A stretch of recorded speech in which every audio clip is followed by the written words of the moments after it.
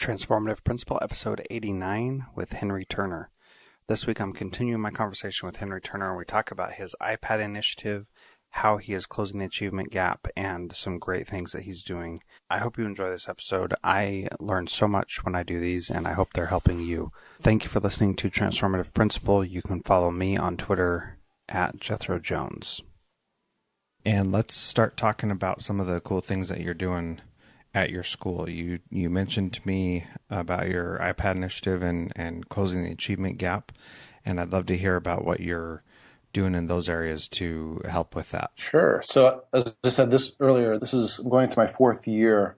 We're going to our fifth year of our iPad initiative. So going on 5 years ago, the superintendent at the time and technology director did some researching and partnering with other school district, Burlington. Actually, it was at Burlington, Mass., which is one of our neighboring schools. They were interested in going into a one-to-one pilot. And so they started to really think about it in Bedford. And so they did a small pilot, or a pilot of just a quarter of the students in the first year, with the hope that it would progress to being 100% of students down the road. So when I entered going into year two, there were some teachers who were using it well. There were a number of teachers who did not feel like they were a part of the process in terms of bringing the initiative on. There were some political sort of challenges to this as well, because the teachers there was a little frustration in terms of the contractual negotiations that had occurred when the purchasing of the iPad had gone on. So there was definitely some resentment and also some frustration in terms of distractibility. And so when I came on, it was sort of a mixed bag of success. So when I came on that second year of the initiative, as part of my entry process, sort of asked a lot of questions about what were some things that we could do that people would buy into, and how could we sort of address the distractibility issue and work with students around it. Digital citizenship, how could we work with that? Because we're seeing some bullying going on with it. So going into year two, the school committee had supported all the teachers as well as another class getting the iPads. So when I came on, it was a little more than 50% of our students had them, and 100% of our teachers. So we focused that year a lot on professional development with staff. We looked at some other school districts. We also really narrowed our focus in terms of what we were going to do with it. So we focused on developing content, curriculum, focusing on critical thinking, which is a big focus of our school in terms of higher order thinking skills, using iPads as a way to check for understanding and responding to that, and also as a communication forum for students to be able to communicate with students around the world, but also communicate with themselves in their school. So we sort of narrowed that focus, and teachers really started to buy in on that. And going into midway part of the year two, we saw a lot of progress. And I think teachers seeing its benefits, students seeing its benefits, and we surveyed folks after that second year, and there's significantly more buy-in to the initiative than the year prior. And I think it was more comfortability and also sort of providing the focus. Yeah, and it also sounds like you alleviated a lot of the concerns that people were having so that they could feel confident going forward with it. Is that the case? Yeah, I think that's right. So there were some folks who did not feel like they were quote unquote technology focused teachers. And so I think they were worried about, there was a lot of sort of buzzwords that were flying around when I entered my first year, like, flipping, they're going to have to flip the classroom. And so some of our more traditional teachers were really, kind of overwhelmed with that and suspicious about whether those strategies work. And so I think providing our focus of these are the things that we're going to work on, these are the things we're going to learn about, really helped. And then trying to address the distractibility piece, which was still a challenge, but working on teaching strategies that can help kind of manage that, and also implement more student-centered teaching strategies where kids are not going to be distracted. I think it's coming at it from both sides. And so just to fast forward that piece, we were really successful going to that second year, and so going to the third year, we were able to support, the community supported buying devices for all of our students. So for a pilot group just graduated this past year, and now where we are at, the feedback has been amazing. Our kids, as I said in the previous segment, kids tell your story the best. And they told us that, one, that they've learned more about themselves as learners because of the iPads. And second, that they feel like going into college now, where all of their classmates in college are going to have devices, that they feel that they have more skills in being able to manage their distractibility. That, when you go into a college classroom, it's amazing how distracted students are, particularly in lecture halls. And they feel like in those situations that they're going to be in a better situation. So those are two big things that we thought were powerful. But just in terms of our focus areas, students grew in those areas as well. Yeah, that's pretty awesome. Distractibility is a huge thing even for adults. And so what did you do? How did you, I don't know if you solved that problem, but how did you reduce the problems of distractibility? What specifically did you talk about with the teachers and with the students? How did you address it? And obviously the results were good, but what did you specifically do to make them good? So some of it was classroom management. Some of it was management and support by administrators in terms of some sort of school-based practices. And some of it was really focusing on teaching strategies that were student-centered. So in terms of the classroom management, we really encouraged folks to, again, moving from a traditional classroom setting to more student-centered classroom setting, walking around the classroom, walking up and down. If the students are in rows, then walk up and down the aisles and see what they're doing. And that actually was such a huge step in teachers thinking about putting students in groups. And then that led to more student-centered activities that they started to encourage, as opposed to just teacher-centered talking. And so those types of sort of small incremental steps, checking in on students, asking what they're up to, what are they learning, asking questions, led to more individualized type of instruction for teachers. So some of them we've kind of encouraged as classroom management strategies, but they kind of led to more student-centered strategies as well. Student-centered learning strategies. Yeah, that's really cool. I think also the trust piece with the administration was important. So we've continued to work on that in terms of if a student is habitually distracted and not paying attention, or is sometimes intentionally fooling around to disrupt, then we had to address it as a school. So one thing that we've seen is students, and sometimes their presentations, a friend of theirs will send them a text message, and a text message will pop up in the middle of their presentation just so that they can kind of be disruptive. And I think teachers needed to trust that we as administrators would address that type of behavior. And some of the bullying stuff as well. Like they needed to trust that we were going to be able to address those types of things. Yeah. How did you address that with students? What types of consequences or discussions did you have? And did you have like a formally set out, like if you do this bullying or this distraction this many times, then this is your consequence? Or what did that look like? Yeah. So we're bound by the Massachusetts law, which is that we have to inform kids when we're investigating bullying and let the parents know, and then also let them know if we're going to carry out a consequence. And then if it's repetitive, bringing in the police. So there's some things that we're bound by. But in terms of sort of like the typical, routine sort of actions, like making teasing someone as they're presenting a project, we would ask the teacher to sort of address it. And then if it was something that they felt that they needed to send the student to us, that we would sort of ask the students questions about it. We would, if it was something that we felt like allowed for repair. We're a school that kind of has worked a lot on some of the aspects of restorative justice in terms of recognizing how your actions, what the consequences of your actions are, and trying to repair for those. So sometimes we do that. Sometimes if it's we've seen a friend just doing it to disrupt the teacher, and so really it's the student who is presenting is not necessarily the victim, but the teacher is. We need to sort of make sure that the student is repairing with the teacher.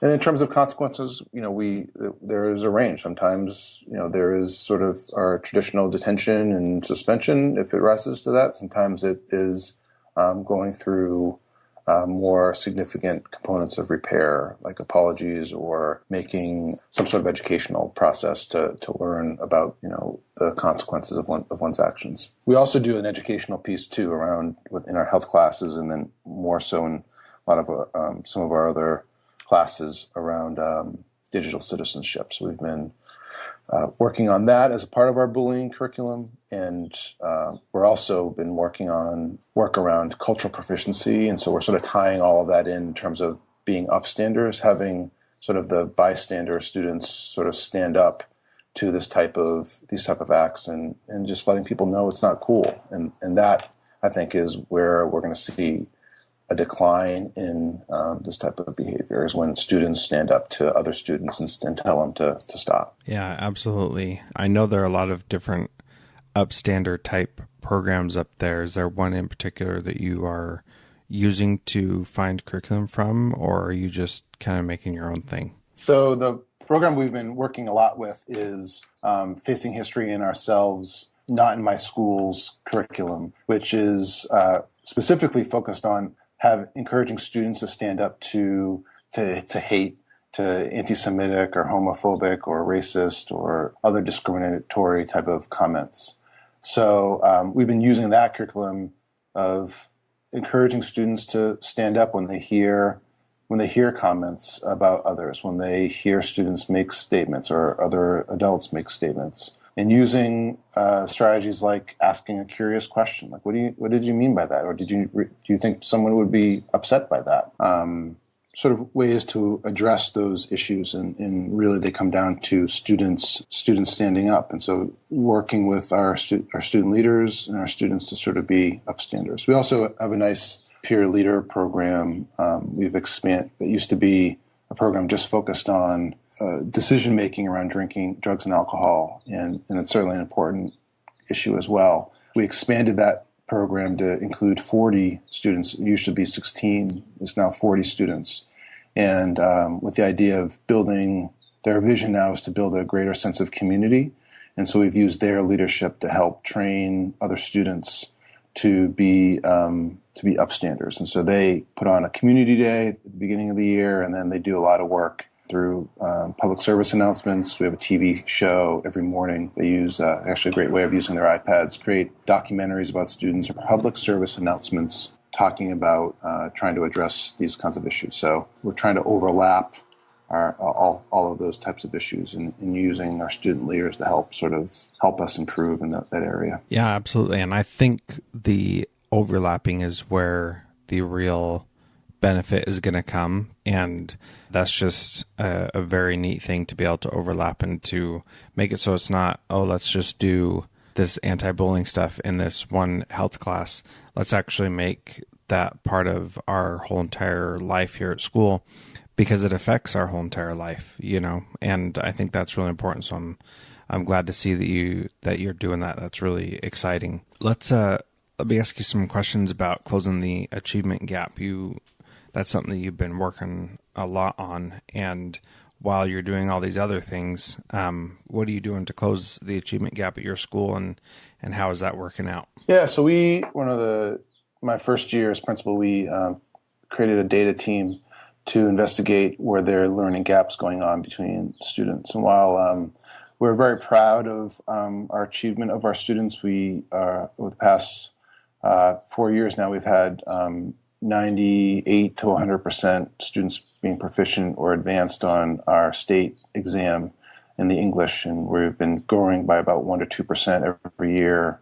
We're now around 95% of our students in the math. So we're very proud, considering we have a number of students we have some students who, through our military dependents, and also some students who are moving into town. We have some homeless students as well, and they can come in the middle of the school year, and we've been able to help them to achieve on those exams. So we've been pretty proud of our achievement. Where we've seen gaps is particularly with income and with race. We have an underrepresentation of African American and Hispanic students and some of our low-income students in our AP high honors and honors level classes. So we've done some work to help address those areas. We have some sort of school-based initiatives that are sort of programs to help students take a higher level class they've never taken before. So like an AP or higher honors class, we have a program called Excel, which helps kids sort of provide a little more support to them in taking that class. We also encourage teachers to identify particular students in those groups who they think can take an AP or a high honors class, and that we've been pretty successful. That we've seen with that support through Excel and through some other programs, we've seen the grades that the students had in the lower level be the same grade that they're getting in the higher level class. So that's really an attribute to our students and to our teachers and to the programs we've been doing. And then internally, we're doing some work around our levels. We need to provide a little more clarity in terms of what our levels mean and why we have different levels in our school. And even though we have levels, to make sure that we're not tracking students, to allow for students to grow and then to take on a new challenge, and to ensure that all of our levels allow students that if they choose to go to college, they can go, and that we have high expectations for all of our students to ensure that happens. So we've been looking at student work around our levels the past year, and identifying some common expectations we have for students in our levels. And then this year, we're going to be trying to identify clear learning expectations for students in all of our curricular areas at each level. So that's pretty awesome. What have you done to encourage those underrepresented students to take the higher level courses specifically? Go a little bit deeper on that. Sure. So we believe that it's really about the conversation. I think one of the practices that we were using in the past, and I think it's just human nature with how we kind of talk to maybe just teenagers or how we talk to kids, but the traditional way may be, you're ready to take a AP level class. Do you want to do it? And I think when we ask teenagers, do you want to do more work? Sometimes they're going to look at all of the things that are leading towards no and make the decision to no. They may not have as many friends in those classes. They may see that they're going to have to do a little bit more. They're going to take on more rigorous work.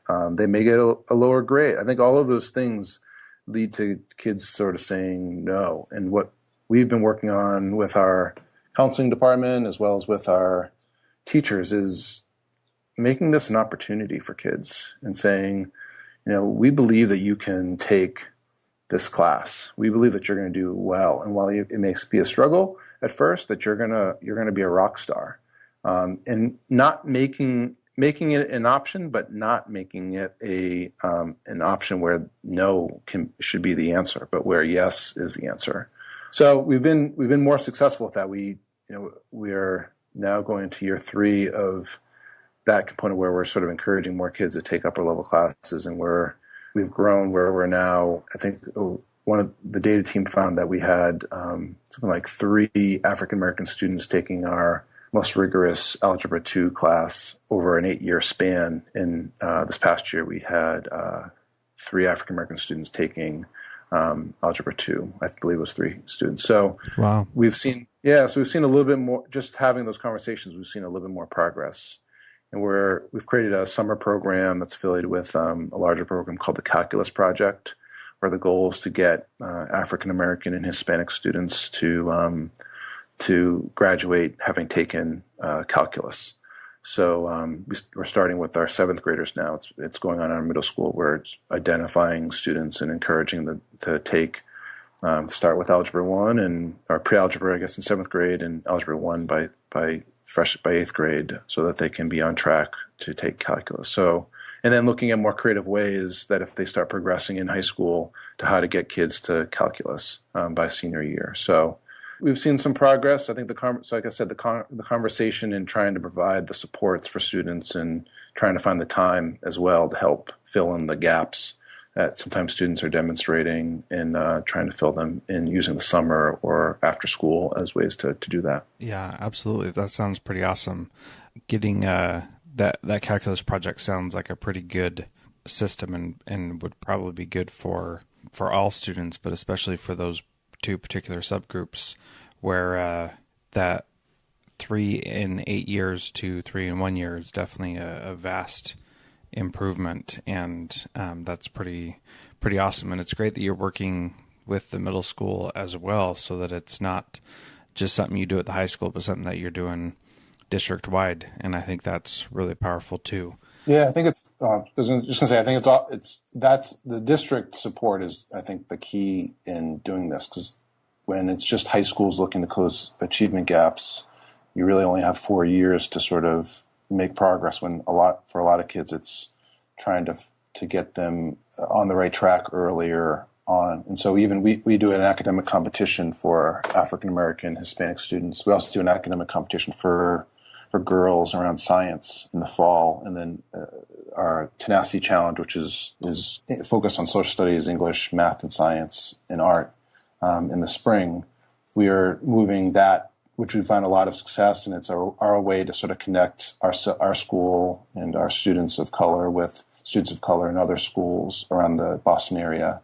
In the Women of Science program, we've been able to connect our female students who are connecting to science with schools around the country who are coming to our school to do it. So we're actually moving that into the middle school as well to help sort of start the connection to this curriculum earlier, so that kids can find the passion before they get to high school. I think that is just so important. Yeah. Anything else that I didn't ask about closing the achievement gap that you want to add on to there?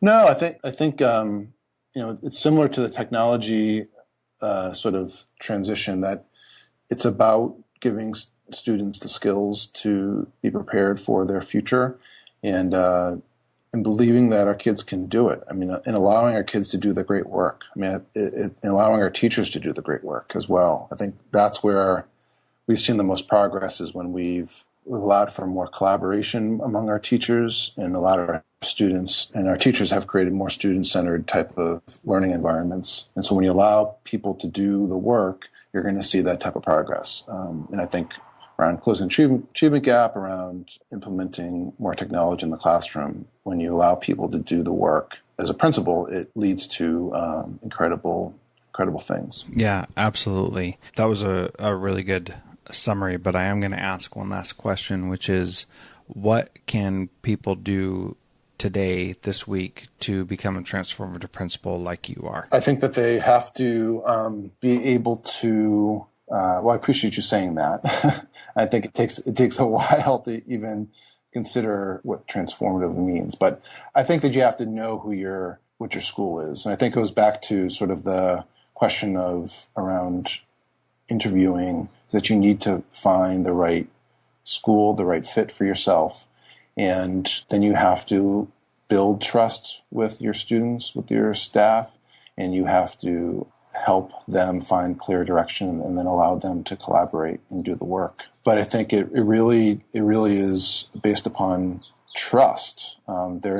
People are not going to change unless they trust you. And going into my 4th year, I still think that there is work that I need to do to formulate more trust with students, staff, and with parents. And what I thought my first year were strategies to sort of foster trust, I think that I need to kind of build upon those, and some of them may be even different. I'm getting out of the introductory stage of the principalship in terms of fostering relationships. And then I think we're going to see progress out of that. Yeah, absolutely. What are some of the things specifically that you feel you need to do to build more trust? I think I need to get back to listening more. I feel like last year I did a lot of talking and navigating, and I think that I need to, and also the day-to-day job of sometimes crises occurring and feeling like you're being trapped in your office or being in the central office.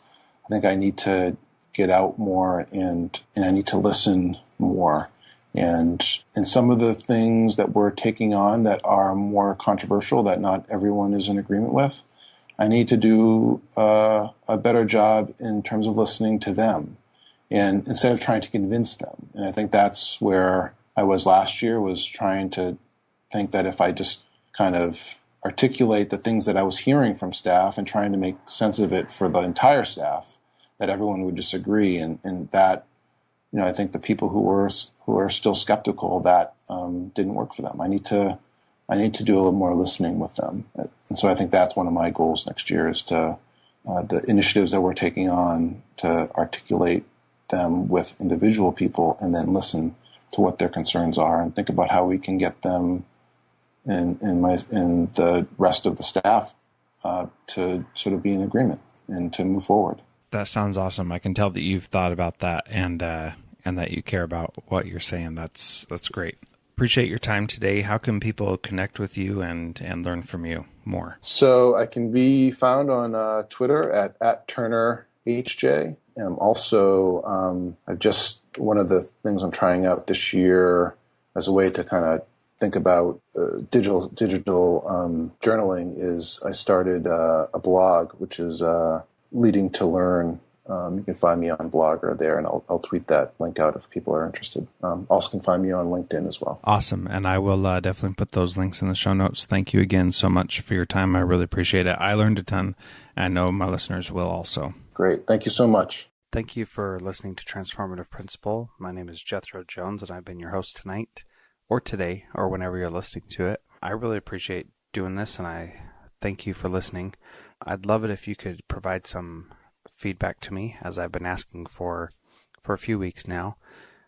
Click on the show notes here and answer me a question. What part of your job is the most challenging right now? I'd really love to hear your answers, and I hope that by sharing what we're doing, I can help you find different ways to improve your life as an administrator and help you become better. So thank you so much for listening and to the Transformative Principal podcast. And my name is Jethro Jones. You can find me on Twitter at Jethro Jones.